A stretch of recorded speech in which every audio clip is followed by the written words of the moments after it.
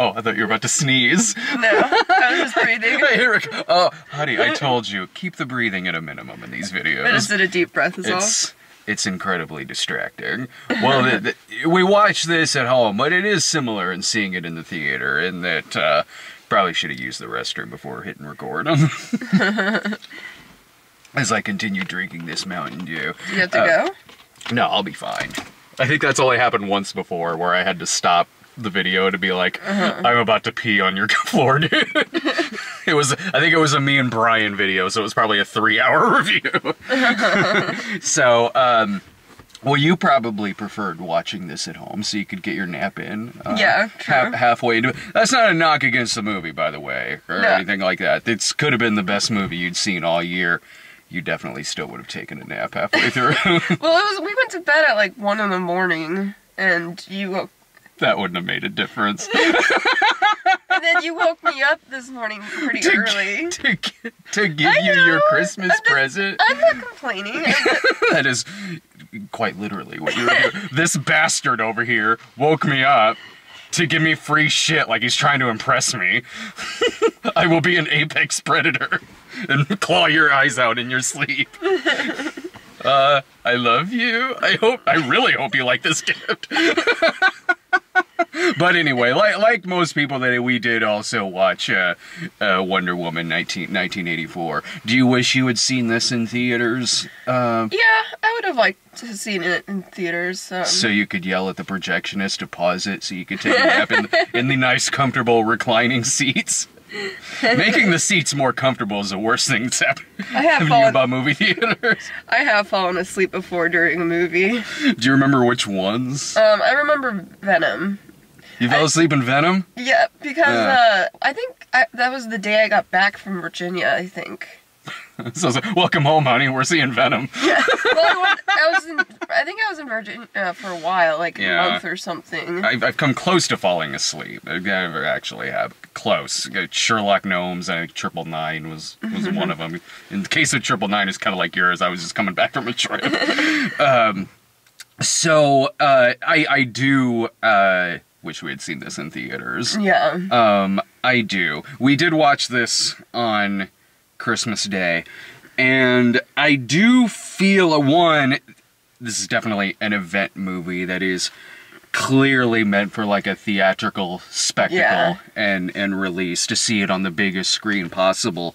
Watching, I don't know if anyone else had this problem, but watching it at home on, our nice TV, but with my, like, Christmas turkey dinner in front of me, like, stuffing my face with potato salad at noon. At noon, when we're watching this, I feel like I would have been more focused in the movie theater. Yeah. Oh, hang on. Well, it was also, Let me wipe this mayonnaise off my face. Also, like, I like to be in a dark theater for a movie like this. I mean, with this, it's like in the middle of the day. I can kind of see a glare on the TV from the window. I was fine with that. Like, maybe my angle was worse than I yours. made sure to take the better seat. No, you did actually. I needed a clear shot of the TV because I'd be distracted enough with the gravy all over my face as we were watching this film. You weren't shoveling the food into your mouth. You were using. Yes, but there was enough of it on my face to where it looked like I was.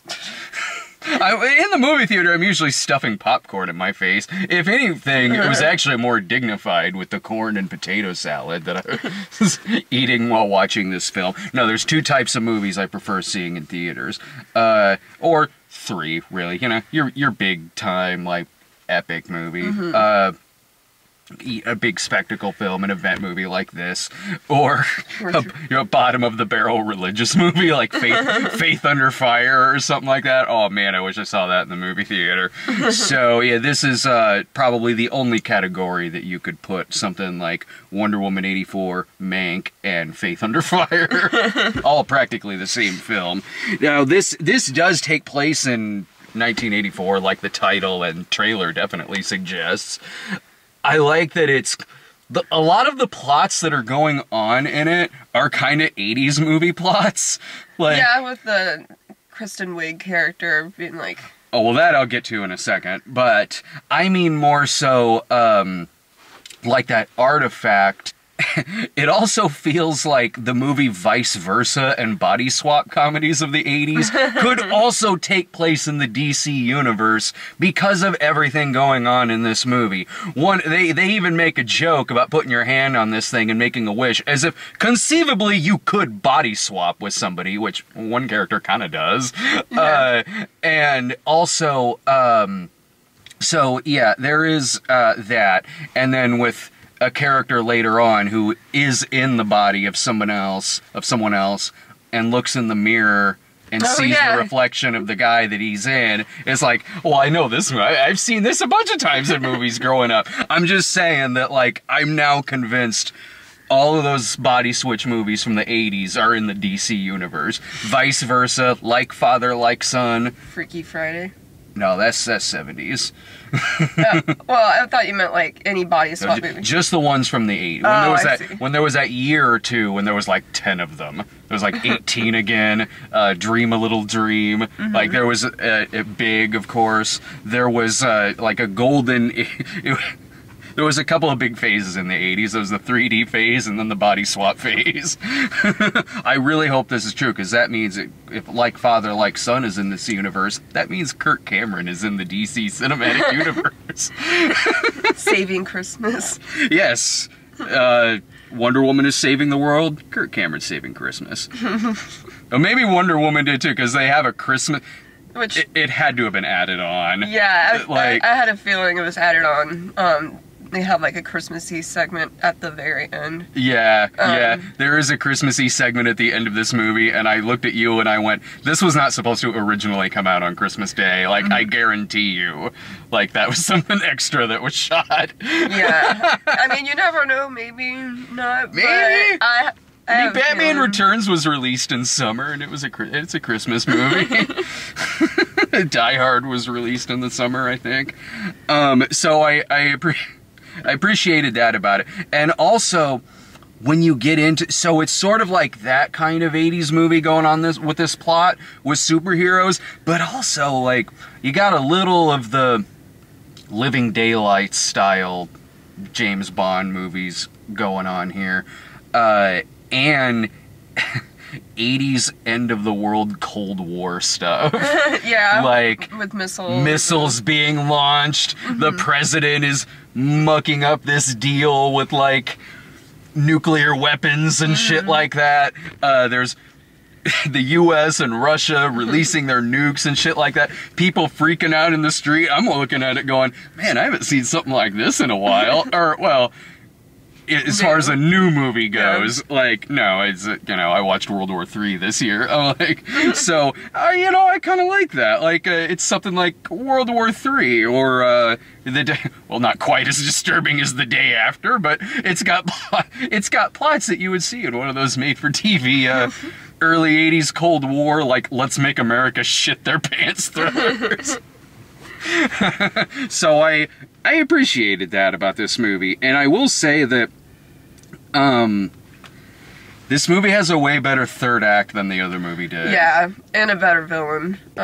Max Lord. I loved Max Lord. Like, what I like, that's Pedro Pascal in this movie, and... He's slowly kind of, like, losing it. Oh, yeah. Getting more and more disheveled as the movie goes on. That was fantastic. And I liked him better than the cheetah villain. It doesn't have the third act where it's, like, this hollow background and then, like... It goes into, like, Zack Snyder vision. Yeah, where it's just, like a very, like, dark red background. You don't really see anything else. It doesn't, like, completely switch, like... filmmaking tones like that. It remains pretty consistent. Yeah. It remains pretty consistent as far as the action goes and what is escalating to where it goes in the end.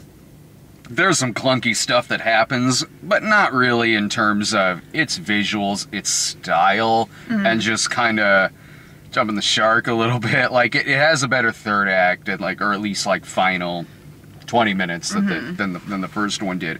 What I like about the role that Pedro Pascal is playing in this is that when you first see him, when he's on these TVs doing this infomercial that's broadcast on all these TVs in the mall, at first he's kind of coming, because you're just seeing him on television doing his sales pitch. you might think, like, all right, well, this is going to be one of those millionaire maniac villains, like a Lex Luthor, or being like an alternate 1985 Biff Tannen type character from Back to the Future 2, or Max Zorin from View to a Kill. That's a vibe that you kind of get at first as to what this character might be like. It's not 100% like that. No, it's not. Because, like, pretty quick, when this guy breaks away from either his television personality or some people he's trying to impress, you see this guy's a total fuck up. Like, he's always stressed out. Well, beyond that, it's somebody who and I like how we're first introduced to him like that on television and what his fake personality is, because this is a character that is trying to sell an image of himself. He's selling an image of himself as somebody who, like, maybe wants to be really powerful, like a not so much that he really wants to be a villain at first, like exactly like someone Max Zorin, like Max Zorin, but he is someone who wants to be powerful and respected and wants to be a good businessman. And it's kind of fallen into him being this Ponzi scheme con artist, but it doesn't come across that that's what he really intended to happen, that he swindled money out of some investors. It's come across like, it's sort of like the Underpants Gnomes, where it's like the middle part is the question mark, but the end is profit. The guy knows that he wants profit of everything that he's trying to do, and is kind of jumping to that, like he's already acting successful, and is already acting like this billionaire, everything is made of gold type, but his investors start to kind of slowly realize he's not as, like, together. Because he wants all the power and the money and the fame and things like that, but when it's the details of how it's getting there, it's really screwing up big time. So you see the steps that are leading to this kind of monkey's paw situation that this guy finds himself in. They see, like with the monkey's paw, it's like if you make a wish, it's gonna come back and take away something that's important to you. On this stone that looks like a sex toy. I'm just gonna throw that out there. Dirty man. It wasn't that hard for me to make that leap. I guess it was phallic-y looking.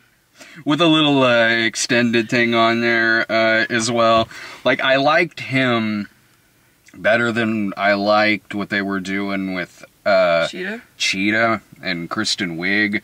Because with Max Lord, it was, one, I loved his performance in this. And not that I disliked Kristen Wiig, but Pedro Pascal goes brilliantly over the top while also having traces that there's still kind of a human being inside of this guy. Yeah, well, maybe because he makes the wish, it kind of takes away the goodness in him, maybe. It does, but you still see a little bit of that there with his son and things like that. So it's not like this guy is a sociopath or anything like that. It's just someone who maybe got into something with okay intentions, but just got corrupted as the movie goes along. And they kind of explain why he really wants to have respect and wants power. They do. In a very, like a 2-minute or like maybe a minute sequence.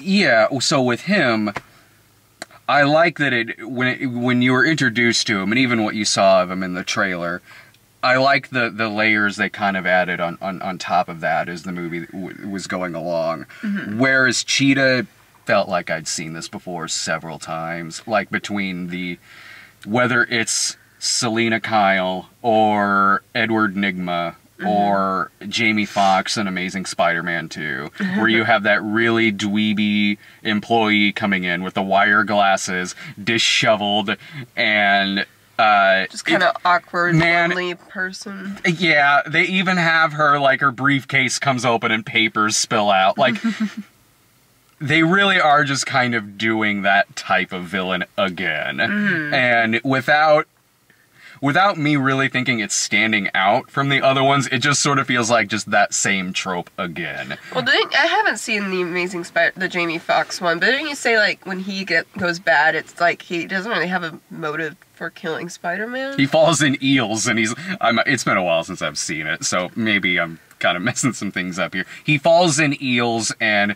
one thing leads to another. He wants Spider-Man dead. But there's not, like, a huge motive, right? You'd have to ask me a few years ago when I saw this movie. I mostly remember Amazing Spider-Man 2 for disapproving Dennis Leary face. Like, oh, right. I haven't seen it, but I think I've seen that, like, a gif of it. It's everywhere. That was, when I saw that movie, I was like, that is a meme. Like, that is going to be what people remember this movie for, is disapproving Dennis Leary. It's the best part of that film. But with Cheetah, she kind of has more, like, she has a motive to protect this stone thing. Oh, I'm not saying she doesn't have a motive, or that what she's doing doesn't make sense. It does, but, like, alright, if you want a comparison to something like Jamie Foxx in Amazing Spider-Man 2, it's it's the very nerdy employee with the glasses and everything coming in, who's unpopular and who idolizes our movie's hero. Mm-hmm. And that was Jamie Foxx with Spider-Man in that. It's her with Diana in this. Mm-hmm. It was Edward Nygma with Bruce Wayne in Batman Forever. It was a lot of things I've seen before, and because of that, it's a 2.5-hour movie. Yeah, I was like, I don't know if you really needed this. Like, it ties in. It's not. It all comes together. You spend more time with Max Lord. Yeah, you do. Than you do with Cheetah, because sometimes I'd be like, oh right, Cheetah. I forgot. I kind of would. Now, granted, it never feels as cluttered as something like Amazing Spider-Man 2 or Spider-Man 3 or something like that. It never feels as cluttered as that. Yeah. But I was like, yeah, if you really wanted to kind of pick, if you had to pick one or the other, the Max Lord story was more fascinating and entertaining to me. I guess you kind of... Like, and I'm not even saying that it does it bad or anything. I wasn't rolling my eyes. I was just sort of like, yeah, this is just kind of another thing that we're doing again. Kristen Wiig, I thought, was pretty good for doing an action movie when she's known for comedies mostly. She was fun. Dramedies. Yeah, she still does that Kristen Wiig thing a lot, where like she says a line of dialogue and then kind of says something really passive aggressive under her breath, like this pause line under her breath. Like I don't hear her say anything passive. Wait, does she? Yeah. Like when she turns evil? No. Kind of near the beginning where she's awkward. Like I've seen it in Saturday Night Live, Ghostbusters, where she'll have a line and then kind of mutter something like that and afterwards. I don't remember. I notice it. It's just kind of like, oh yeah, I guess that kind of is her thing that I see in a lot of movies. No, I've seen that before, but I didn't notice it really in this. More so when she's like... her more awkward scenes at the beginning, when not her performance, but her when her character is much nerdier near the beginning of the film. The movie, I didn't love it. Like I liked it. It took me a while for it to really hook me, and I don't know if that was because of the setting that we were watching it in. So I don't know if maybe this would have hooked me sooner than it did in theaters. So overall, I probably did like the first one better, because the first one I like a little bit more. The first one grabbed me earlier on than this one did. It was kind of the opposite, like where it was like, this movie actually really started grabbing me in the third act. Yeah. Whereas the other one had me hooked pretty early on and kind of lost me in the third act. I was never not enjoying this movie or anything like that. But I wasn't like checking my watch or anything. This one's definitely more like consistent, like we said. And I think it's a little prettier maybe, because the other one's a little gray. Yeah, I mean, this is going for the colorful 80s thing. Yeah. Like, they're in the mall that's like you'd see like the Mall and Commando or Valley Girl or something like that. So I did, speaking of it being in the 80s, it doesn't do like the 80s decade porn kind of thing. Yeah, it doesn't do that. It doesn't have like every like 20 minutes an 80s song comes up or something. No. But that's not that. This isn't that kind of movie. No, it doesn't. If you're worried about it doing something like that, it really doesn't. It definitely knows it's set in the 80s. It does have fun with its settings, especially the Mall. With the clothing montage, I was a little 80s territory. Yeah, that, and even kind of some of the plots with the stone and the Cold War thing, definitely. It has fun with the types of plots that you would kind of see in 80s movies versus someone comes in and is like, oh my god, Pepsi AM? Whoa, I can drink soda in the morning? This is never gonna go away. Like, no one does any in-jokey... It's not like Stranger Things where it's like, new Coke? New Coke? Oh man, it's like The Thing remake, you know? It's a remake, but better. Wink. Yeah, it doesn't do that. No, it doesn't. I guess this isn't really a spoiler because it's in the trailer of who comes back. Oh, Steve Trevor? Yeah. Oh, yeah, so it does the fish out of water thing. It does the reverse, though. Like, in the first one, how it has her, the fish out of water, because she's introduced to this world, and you know, everything's different. But with this one, it's Chris Pine, and he's in the 80s. Yeah. And so he's like, ooh, what's this? You know, like... Uh-huh. And, even that, it doesn't do, like... It doesn't do it over the top. Well, except for little. with the clothing scene, it did.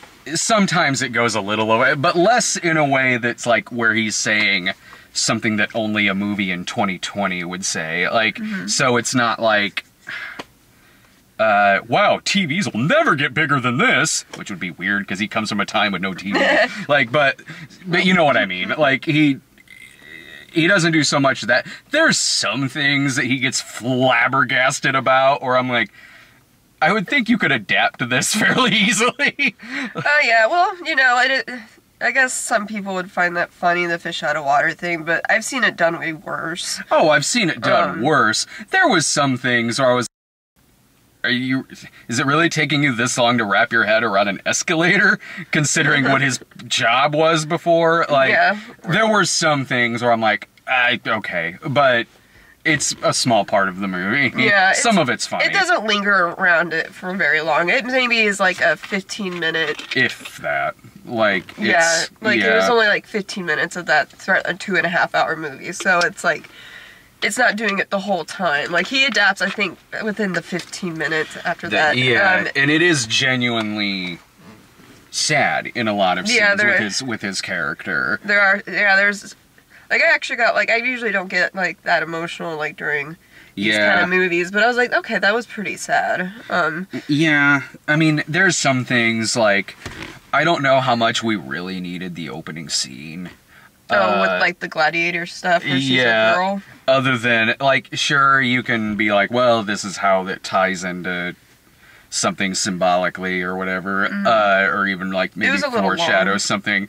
It's sort of like, it sort of feels like, okay, well, we need to have Robin Wright and Connie Nielsen in here at some point. And even, I don't know, like, I'm like, well, okay, it's sort of like if you, this movie opens like if you cross, I don't know, Gladiator with the pod race from episode 1. So, the girl wasn't annoying, though. No, minus the, well, this is Wizard. Like, minus that shit. Yippee! Yeah, she doesn't do that shit. But, like, the lesson at the end of that scene, I was like, I don't know. Like, I didn't have a problem as much with it as you did. I was sort of like, she really thought on her feet. Like, no, Diana, you cheated. Like, did she? Not really. Like, alright, she fell off her horse and had to think on her feet to get back to her horse that was way ahead of her and managed to do that during a race while getting to the end before other people. I'm like, cheating as if she was still on her horse and took that shortcut anyway. This, I was like, alright, this shows she really thinks on her feet and can, like, kind of adapt to what an unforeseen situation has been presented to her. Yeah. I don't know. I'm not a warrior, so I don't know. I think it's because they had certain, like, check marks by doing, like, archery.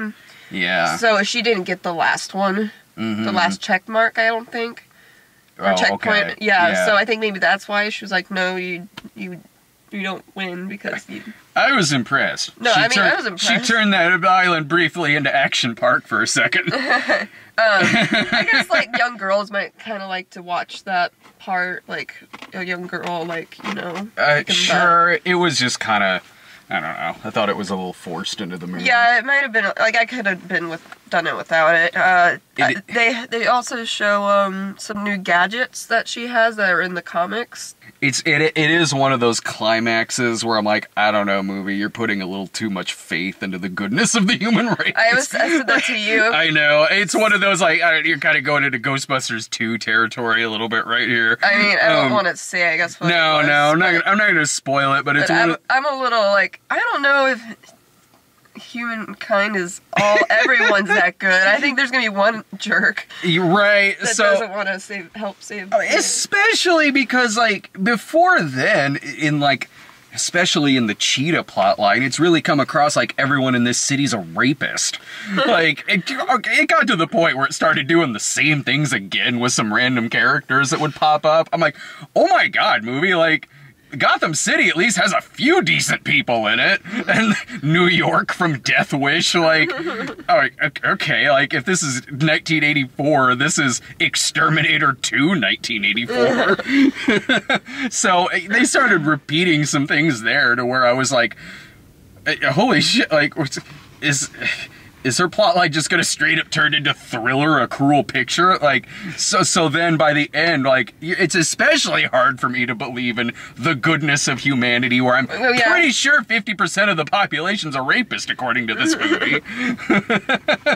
Guys would just be like, oh, hey, Diana. Oh, hey. Oh, hey. Sometimes it would just happen. Like, it would be like... I mean, she is beautiful, but I mean, control yourself. And at the end of the day, it's 1984. But also, like, all right, it's like, well, the guy in the park, yeah, some of these scuzzy guys and some of, you know, a couple of the frat guys driving around, some of these scuzzy guys in some of these other places, all right.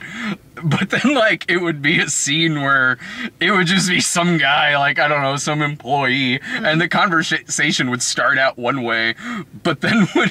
And it might as well end with, well, good job there, Jiggles. Like, just out of nowhere, like, hey, you did a good job there, Sugar Tits. Oh, there's a, like, cat transformation, kind of. Oh, yeah, where it becomes cats for a little bit. But it's not as jarring.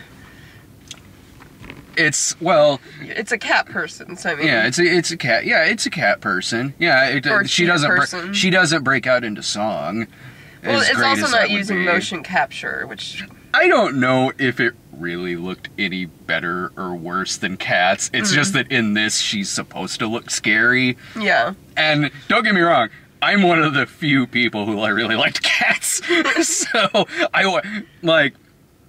I wasn't disturbed when I was watching Cats last year. I was like, yeah, okay, it's a $100 million Cats movie. I expect it to look like this. All right, I'm not really... Fine. Like, just give me a spectacle, and it did.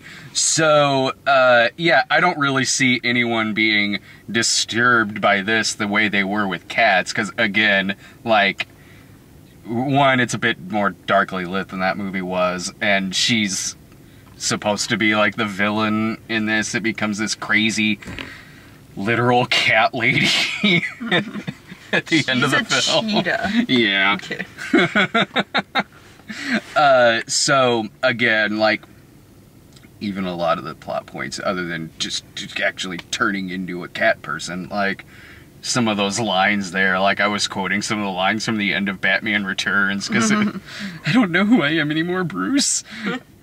So I liked the movie. I did. I didn't love it. It started hooking me more in the last act of it, and there were some things about it that were a little clunky, and I thought could have been done a little better. But overall, it's worth watching. But like we said, like maybe in the theaters would have been better. I could have used more stuff on the soundtrack. Like, I'm not saying, like... No, I'm glad that it really kind of kept a lot of its 80s stuff relegated to the kind of plot it was, and the wardrobe and things like the mall, again, as opposed to doing modern winking at the camera references and things like that. So I'm glad I didn't go that route. But especially because this is kind of how the trailer was sold a little bit. I'm like, I could have used a few extra songs on the soundtrack. just a few. You don't need to go the full Gotti. Well, but they didn't do any songs really in the first one, did they? Well, it's kind of, you don't really expect from a World War I movie and how that was. I didn't leave that theater going like, oh man, they really should have put more 1920s music in that movie. Whereas this, the way it's advertised, with playing Blue Monday on the trailer and things like that. Yeah. I'm like, yeah, I could have used a little more of that in this movie, but it's minor. I'll take that over. I'll take that loss over if, you know, the movie just had him, I don't know, Steve Trevor doing a monologue about the Game Boy for 10 minutes of the movie, or something, you know. But no, what grade would you give it? I'd give it a B. That's actually what I would give it. I'd give it a B. It has parts in it that I would give it more than that. Yeah. And then some others where I'm like, oh, it's gonna B minus few scenes. So, all told, like, yeah, eventually it did hook me pretty well. But there were things, as far as overall enjoyment goes, that I liked about the first one better. Yeah. So I'd give this a B. Yeah, a B. I would give the first one maybe like an A minus. I'd probably give the first one a B plus, maybe. Yeah, just for the last. I know, it's the last 20 minutes. Yeah. It was an A before the last 20 minutes of the movie. It was like, yeah. But yeah, I'd give the first one a B plus. This one was a B. I liked it. I would probably be quicker to rewatch the first one, to be perfectly honest. Yeah, same. But it's a good movie. If you're fine with seeing it in the theater, I'd recommend seeing it in the theater versus on television. If you don't want to do that, I understand. Yeah. But if you've been kind of going to movies anyway, you're like, yeah, fine, I'll go to the theater to see something. Sure. Yeah. See it on the. I'm a guy who went to go see My Brother's Crossing in the theater, so I know the need to go to the movie theater. One for Tulsa. My God, sir, no one's ever said that before. I'm not surprised. So silly. All right, well, are we going to review Soul at some point? Is that the other one that was out? Well, we were going to watch it, but I don't know if I'm going to do a review tonight. Oh, we don't have to tonight. Yeah. No, we don't have to tonight. This one I'll throw up before that. But, yeah, we'll most likely be back at some point with a review of Soul. We'll be back. We'll be back. We got nothing else to do. Merry Christmas. Merry Christmas, guys.